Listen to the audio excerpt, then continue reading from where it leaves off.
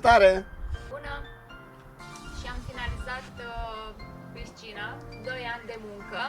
Unde am lucrat cu drag și spor pentru a ne bucura de această piscină. Apa este destul de călduță, așa că e posibil ca proiectul de încălzire să lăsăm anul viitor. Au fost 2 ani în care nu prea am avut sâmbete, toate sâmbetele le-am petrecut aici. Înainte toate sâmbetele le petrecem așa. Așa, exact. Ca să vă imaginați cum a fost înainte, uitați.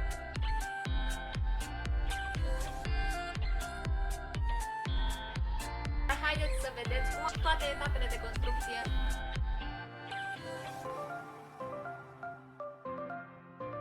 Pentru ca dorința noastră să devină realitate, am realizat planul pe hârtie.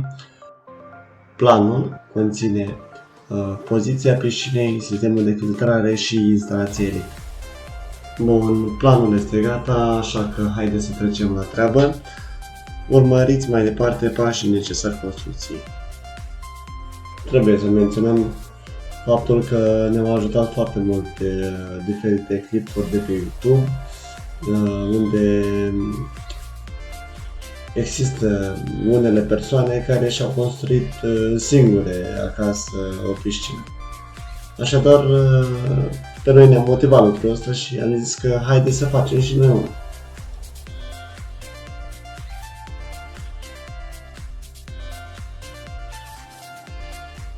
Inițial am zis că vom săpa noi această groapă, doar că cred că nu era terminată nici până în ziua de astăzi. Așa că am închiriat un mic mini excavator. Închirierea acesteia ne-a costat undeva la 800 de lei. 800 de lei cu transportul pământului. Bun, după ce excavatorul și-a făcut treaba, am rămas noi și am început să-i dăm o formă, să-i dăm o formă piscinei.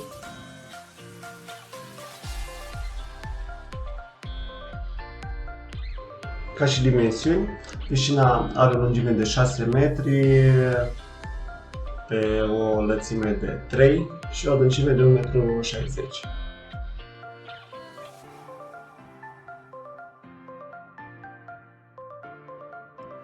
Și am ajuns la construirea fundației. Pentru fundație am folosit ce am avut prin grădină, am avut niște șpalieri din beton, peste care am fost plasă din sămă.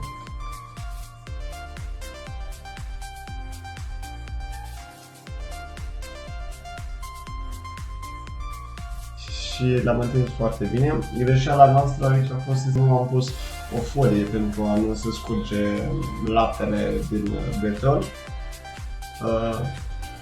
Tot betonul l-am făcut la betonieră și am cărat foarte mult. A fost o zi foarte obositoare. Prima zi foarte obositoare. De fapt, asta a fost prima zi de muncă. Aceasta a fost începutul la piscină. În cadru a venit și mama și ne-a ajutat un pic.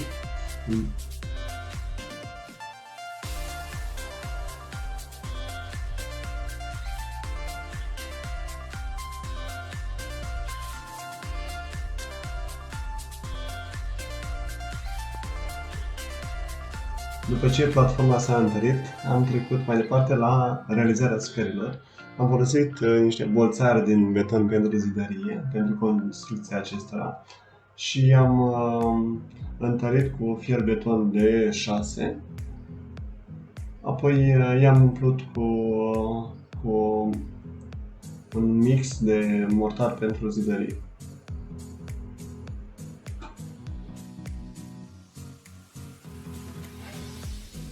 Pentru a avea o structură de rezistență mult mai bună, am fost nevoit să sparg bolțarii din partea opusă.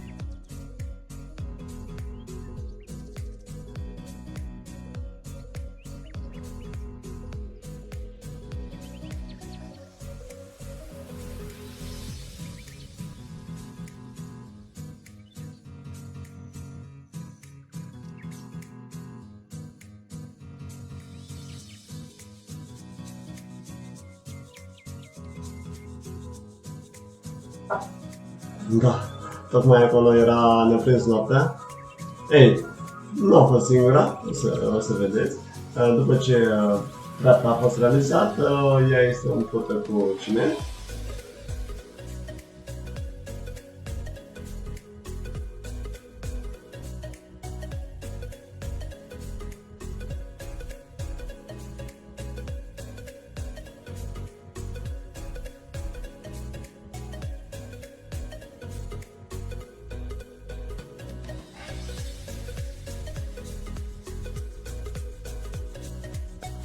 Am început construcția pereților piscinei. Am folosit niște boțari din beton mult mai groși.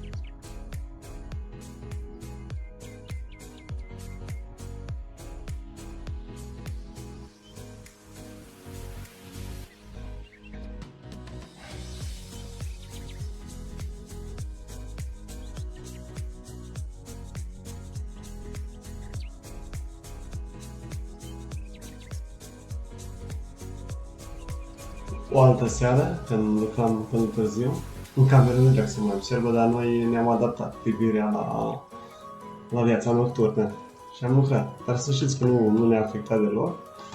Pereții au ieșit drepți.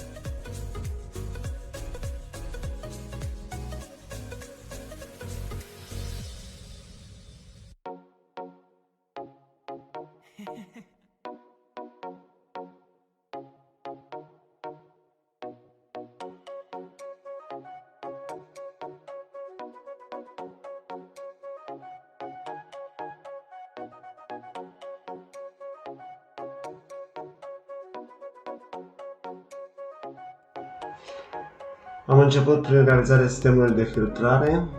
Am cumpărat aceste duze de evacuare a apei.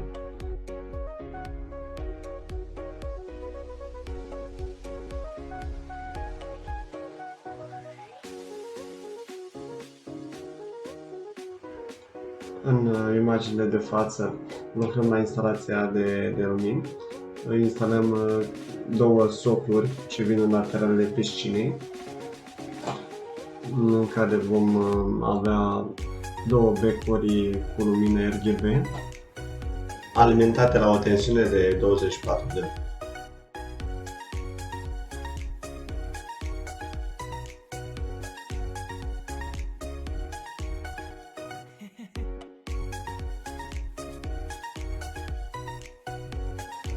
Pentru canalul de cablu am folosit o țeavă din polipropilenă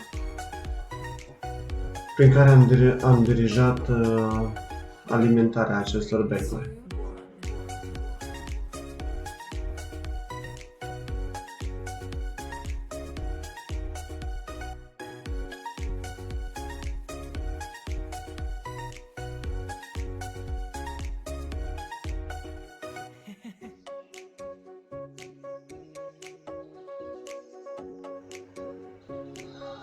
În imaginea de față vedeți adezivul pentru țeava PVC-ul pe care am folosit-o la instalația de filtrare. Fiecare cot trebuia îmbinat cu ajutorul forței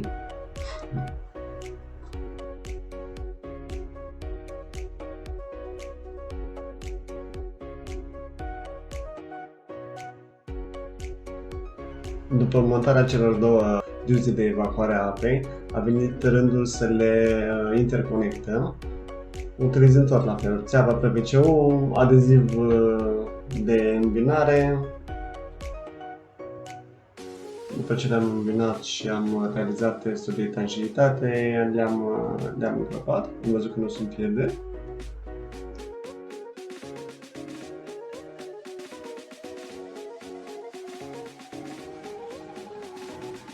Am început montarea skimmerului. Legătura între skimmer și pompă s-a realizat cu o țeavă PVC-ul, tot la fel prin lipire. Skimmerul ăsta este un skimmer cu gură largă pentru piscine din beton.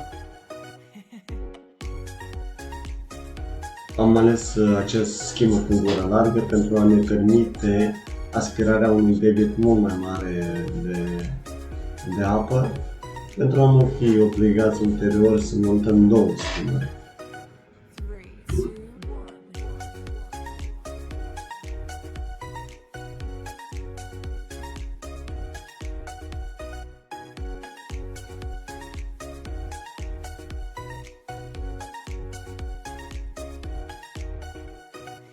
Am fixat aceste țevi din PVC cu o bridă de fixare, diametru de 50.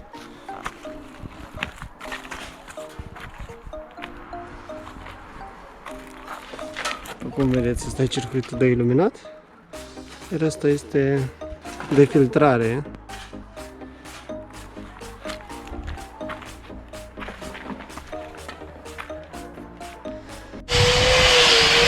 În acest pas vom finiša pereții.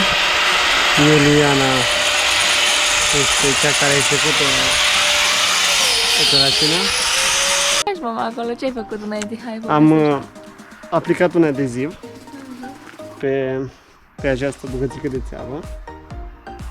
Da? Și am fixat cele două piese. Vrem să ne asigurăm că apa nu va ieși pe aici, pentru Totuși, că... mai lasă-le cât de deziv. Să mai fie. Da.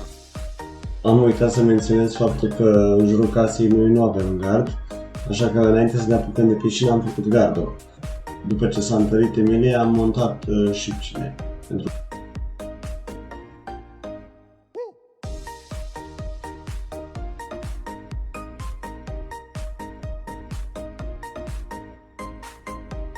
Ne vom apuca de turnarea centurii la piscină. Am realizat un cofraj din lemn deasupra ultimului strat de bolțar, peste care am pus ciment amestecat cu nisip pentru a-i da o structură de rezistență piscinei.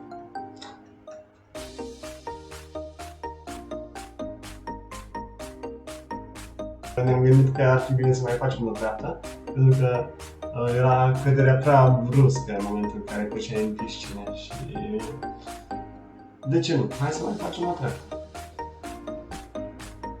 Ajutoare aveam de plin acolo, cățelul, pisica, toți erau cu noi.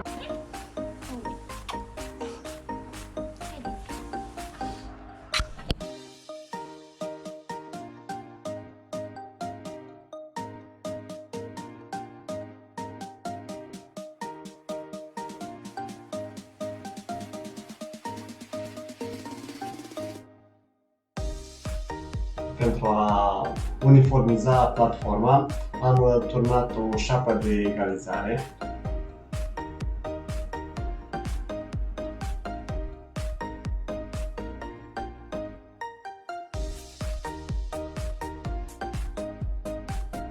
Uitați, dragilor, ne-a prins noiembrie.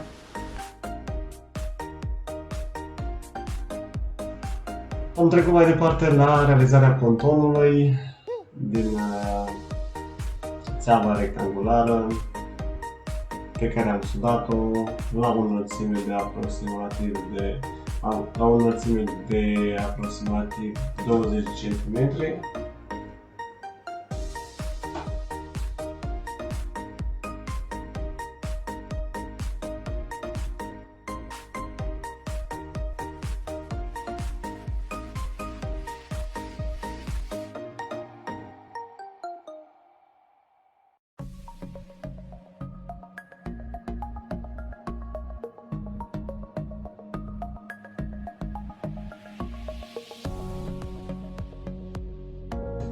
Am protejat țevele pe care le-am pus adineauri cu un grunt de protecție metal, peste care am aplicat o vopsea.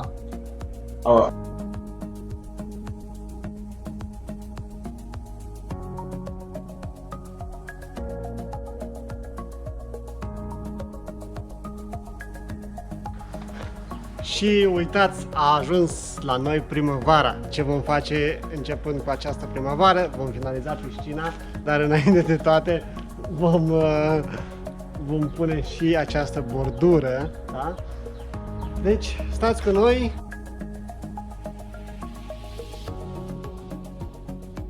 Bună dimineața! Astăzi vom izola piscina, dar înainte de toate, Iuliana va curăța toți pereții foarte bine pentru a-i pregăti de amorsă, peste care vom pune și polistirenul cu adeziv. Da? Stați cu noi pentru a urmări etapele.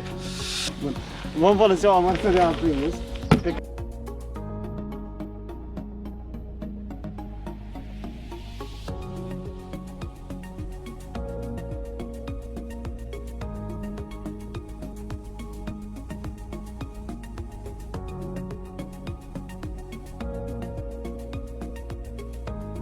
Este pe mică. După aplicarea amorsei, am început aplicarea adezivului de polistiren extrudat, un adeziv de la Aprimus.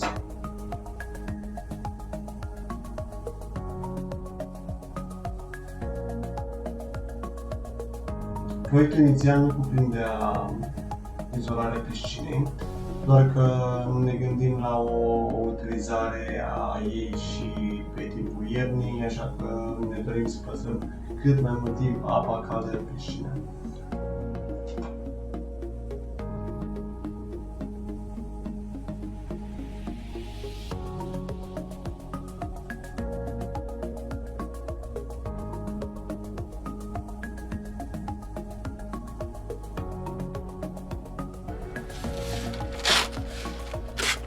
Pentru a limita cât mai mult udărirea skimmerului, Iuliana va masca skimmerul cu o bandă de mascare.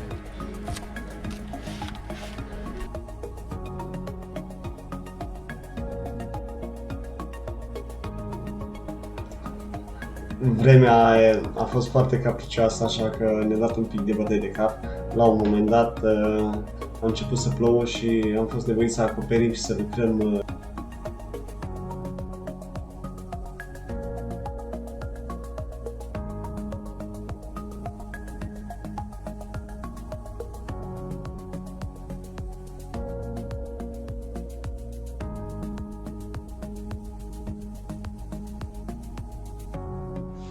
După uscarea adezivului, este timpul plasei de armare, o plasă din fibră de sticlă.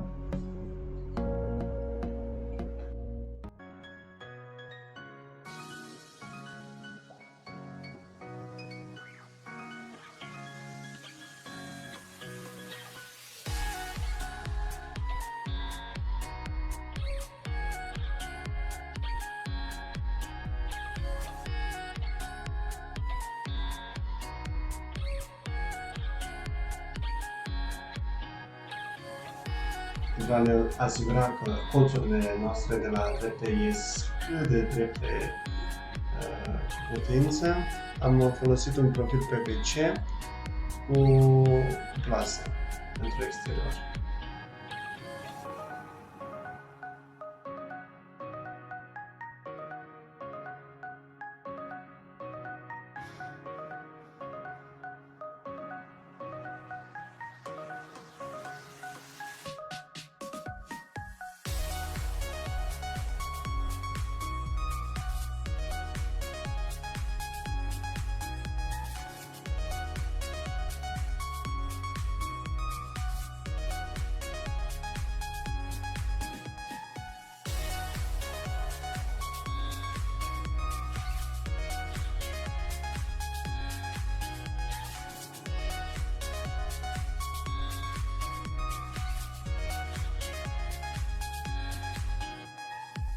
Vom înființa pereții pentru a aplica hidroizolație.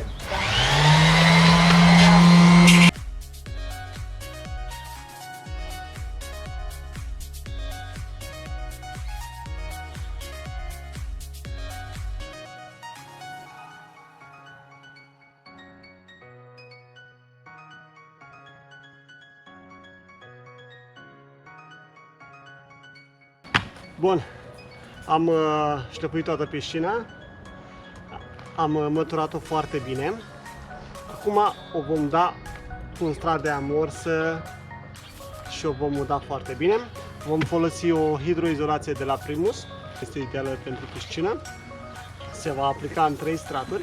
Primul strat se va da cu pensula sau pidineaua, iar apoi următoarele straturi le vom aplica cu un strat mai grosuț.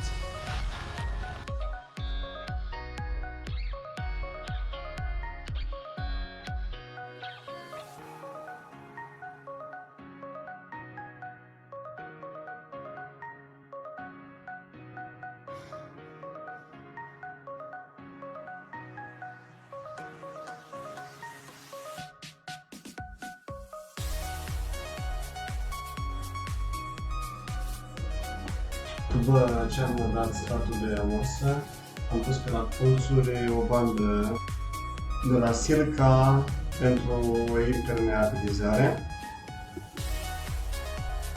Bandă pe care o vedeți la colțuri, așa, bandă galbenă, bandă de tranșare. Vom aplica astăzi ultimul strat de hidroizolație. Ultimul strat de hidroizolație se aplică cu pensula. Bine, în cazul meu am aplicat cu bibineaua. Iuliana a fost cea mai înțeșetat cu pensula.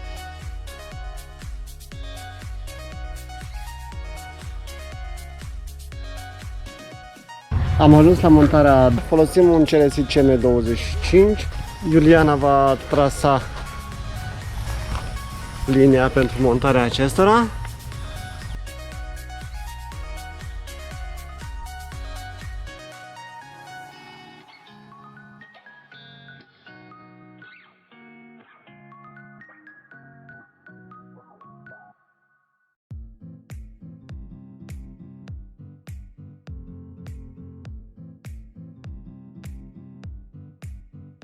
La montarea mozaicului, mozaicul l-am luat de la Leroy Merlin. Haideți să vedem cum va ieși.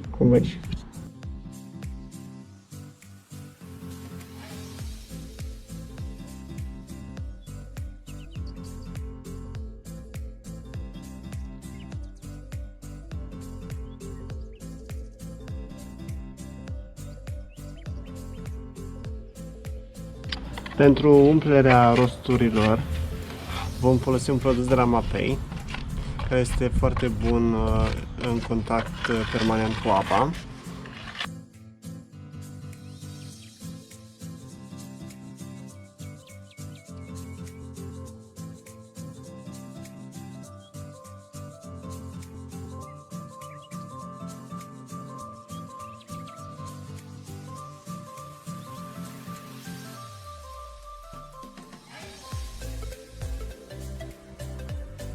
După montarea mozaicului a venit vremea monturilor să le chituim cu un kit de rosturi.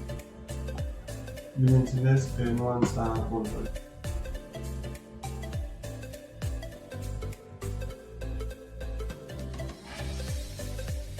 Vom încerca să vedem dacă ne permite și vremea să dăm cu vopseam.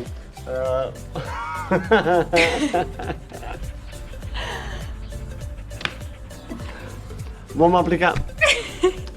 aplica în prima fază un grunt pentru vopseaua asta clorocauciucată și să vedem în final cum va ieși.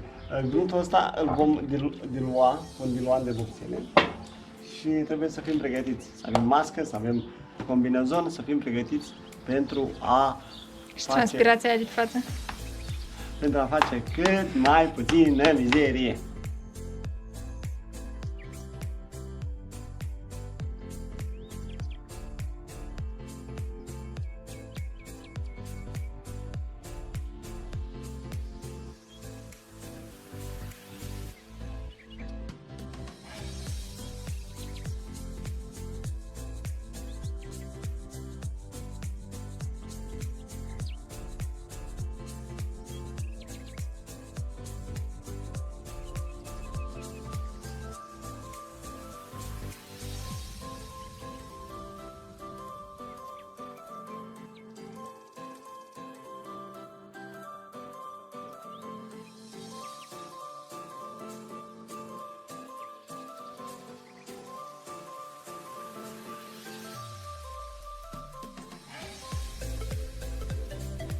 Câteva persoane ne despart de finalizarea piscinii. Aplicăm ultimul strat de vopsea, clorocauciuc.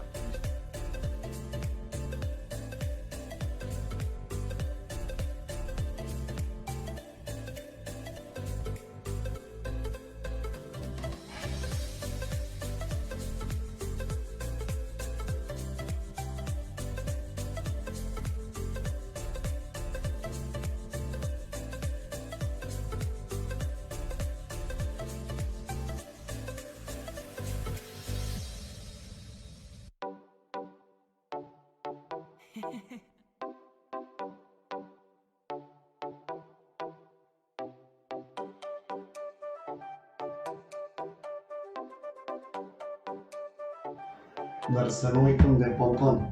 Am avut câteva schimburi prin gradă și le-am folosit, le-am șlefuit foarte bine. Apoi le-am dat cu un strat de amorsă pentru lemn. Vom monta plasa antibulien pentru a ne proteja de creșterea acestora. Urmând un strat de lac. Ultimul strat o să fie dat după ce va fi montat. Ca și sistem de filtrare folosim o pompă de la Noki ce ne asigură un debit de 12 litri pe minut cu o putere de 1,1 kW. Capacitatea piscinei este de 24 metri cub. Cantitatea de apă din piscină trebuie filtrată cel puțin o dată la 6 ore. Deci pompa noastră ne asigură un debit foarte bun. Pentru filtrarea apei folosim un filtru din polipropilenă P500. Filtrul este echipat cu o valvă 6 căi. Haideți să realizăm circuitul de alimentare al apei.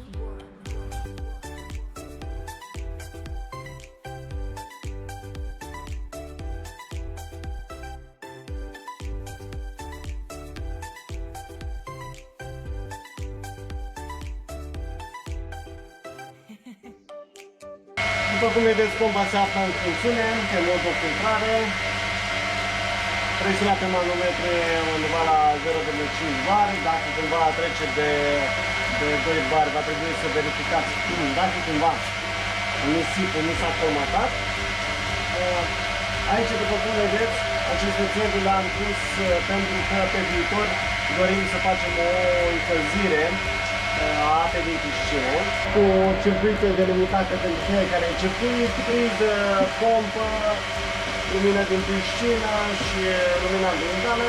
Tot aici se află și transformatorul de 24 de volți pentru lumină din piscină. Și am ajuns, dragilor, la sfârșit, în speranța că acest video vă va ajuta să vă faceți și voi piscina mult dorită. Ne bucurăm că ați urmărit acest clip.